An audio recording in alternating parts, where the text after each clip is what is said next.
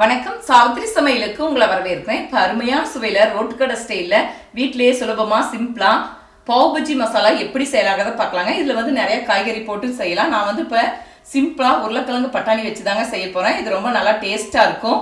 இது எப்படி செய்யலாங்கிறத பார்க்கலாம் வாங்க. இப்போ வீடியோக்குள்ளே போகலாம். வெள்ளை பட்டாணி காஞ்ச பட்டாணியை 8 மணி நேரம் பக்கம் ஊற வச்சுங்க. குக்கரில் 4 விசில் வச்சு வேக வச்சு எடுத்துக்கிட்டேங்க. இது 2 கப் அளவுக்கு எடுத்திருக்கேன். இதை நல்லா மசிச்சு எடுத்துக்கலாம். அதே மாதிரி 1/2 கிலோ பக்கம் உருளைக்கிழங்குமே வேக வச்சு எடுத்துருக்கேன். இதையும் மசிச்சு எடுத்துக்கலாம். பாருங்க, இதை மசிச்சுக்கலாம். இது கூடவே பட்டாணியை மசிச்சு எடுத்துடலாம்.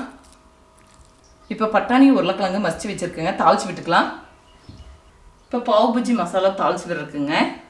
2 டேபிள் ஸ்பூன் ஆயில், இது கூட 2 டேபிள் ஸ்பூன் வெண்ணெய். நல்லா வெண்ணெய் உருகட்டும்.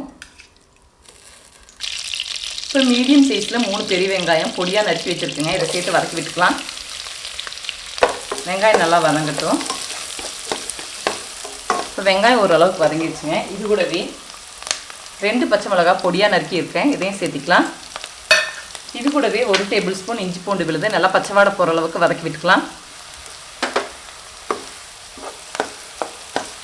இப்போ இது கூட மசாலா பொடி எல்லாமே சேர்த்திக்கலாங்க. 2 டீஸ்பூன் மிளகாய்த்தூள். மிளகாய்த்தூள் அவங்கவுங்க காரத்துக்கு தகுந்த அளவுக்கு சேர்த்திக்கலாம். 1/2 டேபிள் ஸ்பூன் மல்லித்தூள், 1 டீஸ்பூன் கரம் மசாலா தூள், 1 teaspoon dry mango powder, 1/2 teaspoon chaat masala. இப்போ மசாலா பொடியை சேர்த்து நல்லா கலந்தாச்சுங்க. இது கூட 3 மீடியம் சைஸ் தக்காளி எடுத்துருக்கு. இதையும் சேர்த்து நல்லா வதக்கி விட்டுக்கலாம்.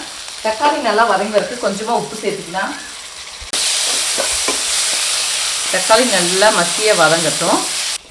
நீங்கள் ரோட்டுக்கடை ஸ்டைலில் நல்லா ரெட் கலரில் வரணும்னா ரோட்டுக்கடையில் எல்லாமே கலர் பொடி சேர்த்துவாங்க, ரெட் கலரு. நம்ம அதை சேர்த்த வேண்டாம். நீங்கள் காஷ்மீரி மிளகாய் தூள் சேர்த்துனா உங்களுக்கு கலர்ஃபுல்லாக இருக்கும்.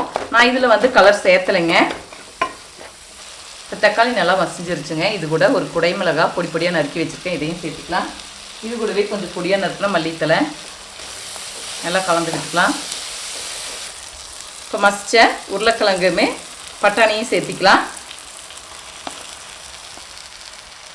இப்போ இதுக்கு தேவையான அளவுக்கு உப்பு சேர்த்திக்கலாங்க. இதெல்லாம் ஒன்று சேர நல்லா கலந்து விடலாம்.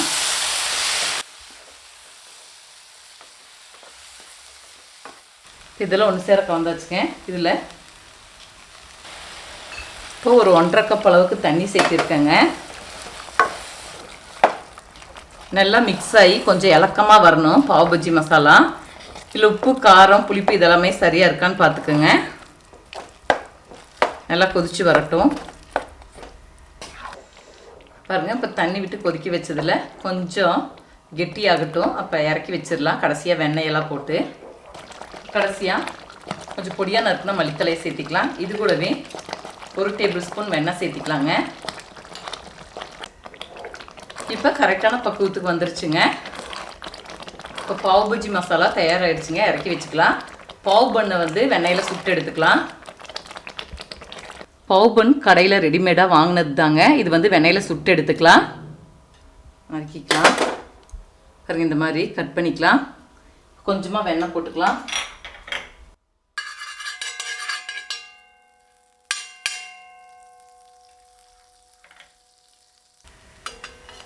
திருப்பி போட்டு சுட்டு எடுத்துக்கலாம். இப்போ 2 பக்கம் திருப்பி போட்டு சுட்டு எடுத்தாச்சுங்க. இப்போ எடுத்து வச்சுக்கலாம் தனியாக. இப்போ அருமையான சுவையில் ரோட்டுக்கடை ஸ்டைலில் பாவ் பஜ்ஜி மசாலா சிம்பிளாக செய்து முடிச்சிட்டேங்க. நீங்கள் வந்து dry mango powder chaat masala இல்லைன்னா கடைசியாக கொஞ்சம் எலுமிச்சை சாறு பிழிஞ்சு விட்டும் கூட இந்த பாவ் பஜ்ஜி மசாலா சாப்பிடலாம். ரொம்ப நல்லா இருக்குங்க. இருந்தால் சேர்த்திக்கலாம், இல்லைன்னா தவிர்த்துக்கலாம். இதே முறையில் செய்து பாருங்கள். இந்த வீடியோ பிடிச்சிருந்தால் லைக் பண்ணுங்கள், ஷேர் பண்ணுங்கள், சப்ஸ்கிரைப் பண்ணுங்கள், கமெண்ட்ஸ் பண்ணுங்கள். மேலும் பல சமையல் குறிப்புகளுடன் சந்திக்கிறேன்.